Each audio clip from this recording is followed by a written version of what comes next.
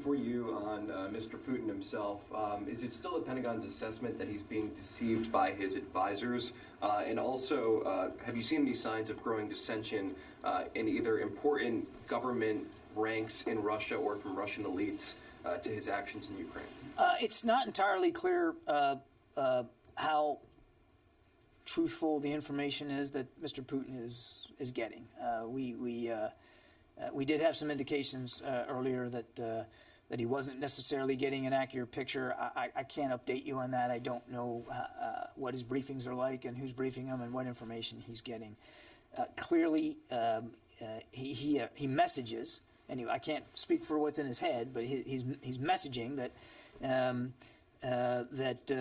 that he is going to achieve military outcomes in the Donbass and in the south, specifically the Donbass, and he's got some bizarre messaging about Nazis in Ukraine, and he's got even more bizarre messaging about how this is the United States versus Russia or the West versus Russia. It's not.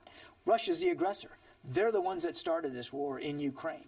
But how much information he gets that's informing some of these ridiculous claims, I can't say. I'm sorry, you had another question, didn't you? Just basically any dissent from important government. Nothing that we can speak to or that we've seen. What we have seen are continued indications at lower levels in the Army of poor morale, discouragement, lack of unit cohesion. I mean, this is an army that, writ large, across the entire Russian army, is about 40% conscripts, and they've just now put a bunch more fresh conscripts into the fight. And what we're seeing is, they tend to have high morale going in. First contact with the enemy, that morale is shattered, and so we continue to see problems at the unit level. Anecdotally, I can't say every single unit, but anecdotally, some unit cohesion issues that they still haven't been able to solve. But at the senior levels, I just don't have any information to speak to that. Phil? Putting aside whether you agree with his logic, do you believe that Putin is a rational actor? I'm not a psychologist. Barely got a history degree from the University of South Florida. I'm not going to go into the psychology of Vladimir Putin. It's hard to look at what he's doing in Ukraine, what his forces are doing in Ukraine, and think that any ethical, moral individual could justify that. It's difficult to look at the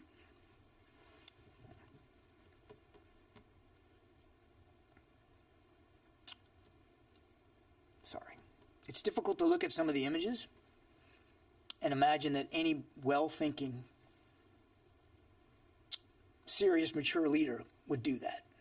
So I can't talk to his psychology, but I think we can all speak to his depravity. Barbara. I want to follow up on that exactly. You've just used a series of words that I don't think we have heard you specifically use before. Depravity, ridiculous, bizarre, belligerent.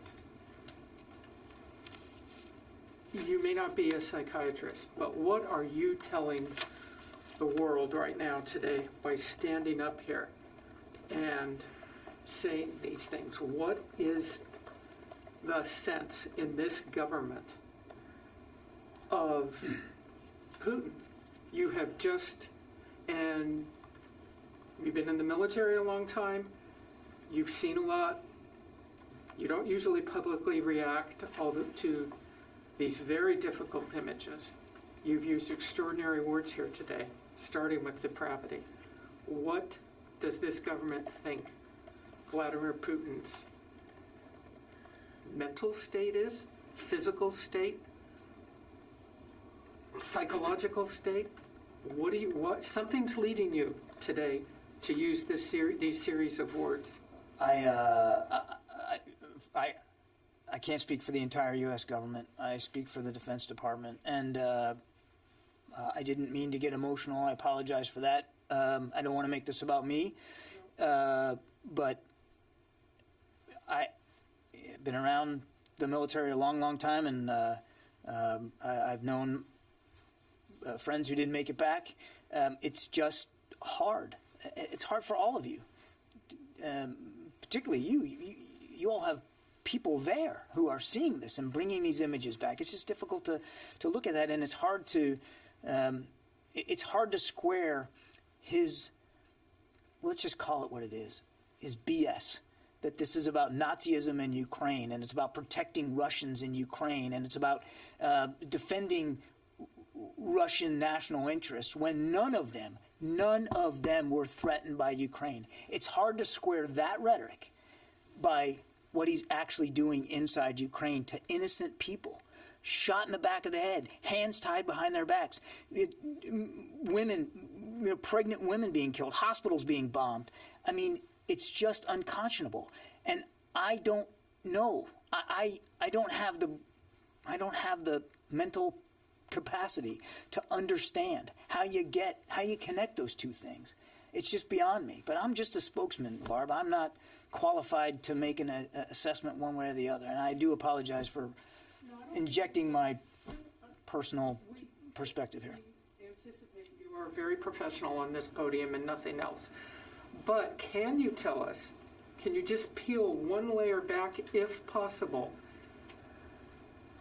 The U.S. government, the military intelligence always has assessments on foreign leaders. This is a known fact. Is there anything you can tell us that you might be able to share to help people understand what is Putin's state of mind? I think, look, again, not a psychological expert. I'm not going to get into individual intelligence assessments. I think we're certainly working under an assumption that Mr. Putin was capable of pursuing what he believed Russia's national interest to be with cold steel and with